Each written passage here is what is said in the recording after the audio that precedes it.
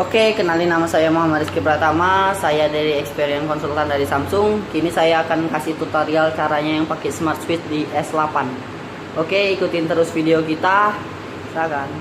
Oke, berikut tutorial Smart Switch dari Samsung S8 Plus. Jadi kita tarik menu bar ke atas, kita cari aplikasi yang namanya Smart Switch dari Samsung S8.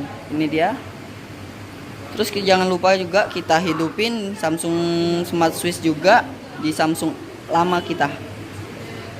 Oke, di sini ada 3 pilihan. Itu ada kabel USB, nirkabel, dan juga penyimpanan eksternal. Jadi kalau kamu mau pakai USB, kita klik aja di sini ada yang namanya pengaturannya atau simulasinya juga. Terus kalau kamu mau pakai nirkabel, ini tinggal klik aja. Nanti kalau buat handphone baru kita harus terima. Terus kalau buat handphone lama kita harus pakai nirkabel. Jadi di sini bisa iPhone, Android, BlackBerry, Windows Phone. Jadi kalau kita handphone lama itu kita klik kirim. Nih, udah kita kirim, udah langsung menyambung ya. Jadi Smart Switch itu kalau buat Samsung dengan Samsung itu lebih cepat. Ini waktu menghitung. Oke.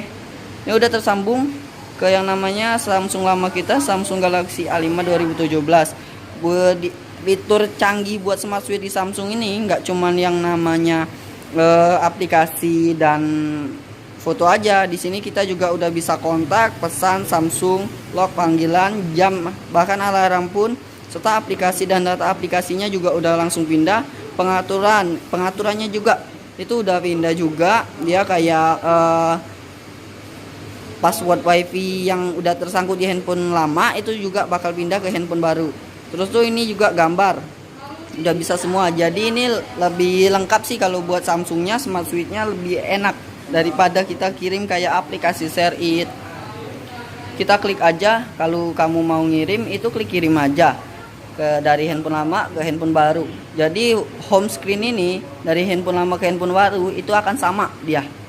Oke, cukup sekian tutorial dari saya. Jangan lupa kunjungi Atensel Transmart-nya. Oke.